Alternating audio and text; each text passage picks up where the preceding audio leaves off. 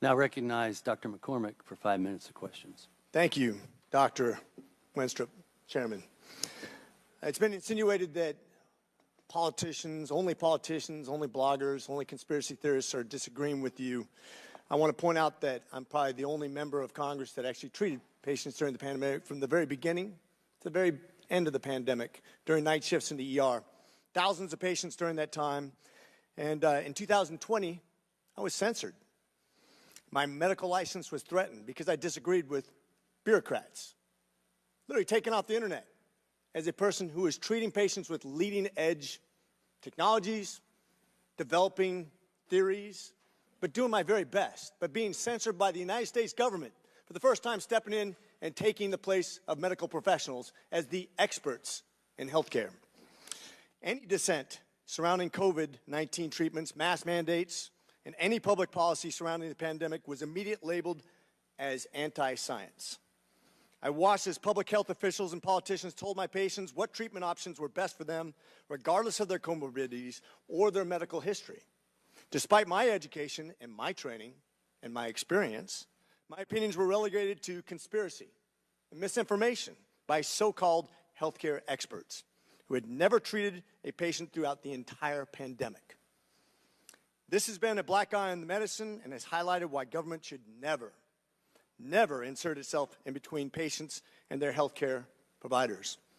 The American people deserve to make medical decisions through conversations with their physicians rather than politically motivated mandates. Dr. Fauci, did you ever treat a patient for COVID during the pandemic? I was part of a team that was at the NIH that took care. We didn't take care of many of them. Okay, so not hands-on. Got it. Thank you.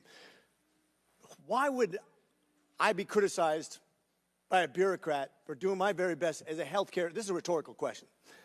But why?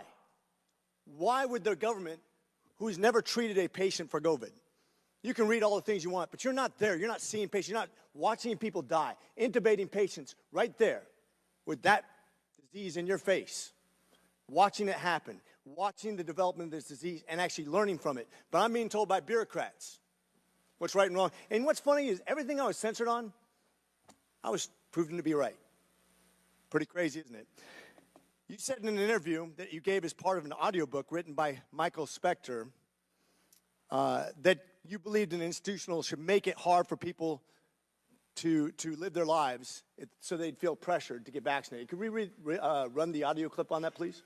You think can be done about it. I have to say that I don't see a big solution other than some sort of mandatory vaccination. I know federal officials don't like to use that term. Once people feel empowered and protected legally, you are going to have schools, universities, and colleges are going to say, you want to come to this college, buddy? You're going to get vaccinated. Lady, you're going to get vaccinated.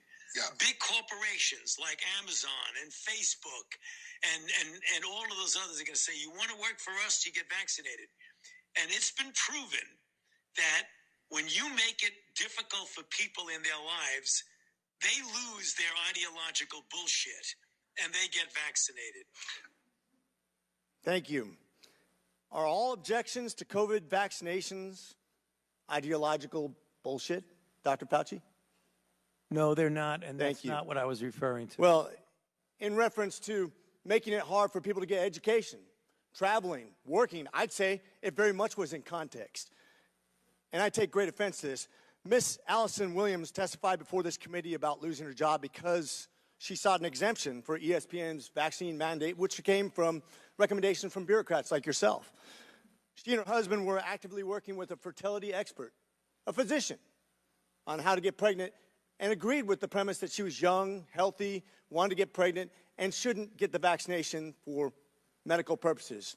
But she was fired because you made it hard, just like you said in your statement, because you didn't want to make sure that the ideological bullshit got in the way of her working, of living her life, of making a medical decision with her healthcare professional. I think America should take great offense to this. That's exactly what you meant when you said making it hard for people to live without getting a vaccination. You affected people's ability to work, travel, be educated, to actually flourish in American society, to self-determine, as we're all given God-given rights. Shame on you. Dr. Fauci, you've become Dr. Fear. Americans do not hate science. I don't hate science. The American people hate having their freedoms taken from them. You inspired and created fear through mass mandates, school closures, vaccine mandates that have destroyed the American people's trust in our public health institutions. This fear you created will continue to have ripple effects over generations to come. You have already seen its effects in education, in the economy, and everything else. Quite frankly, you said, if you disagree with me, you disagree with science.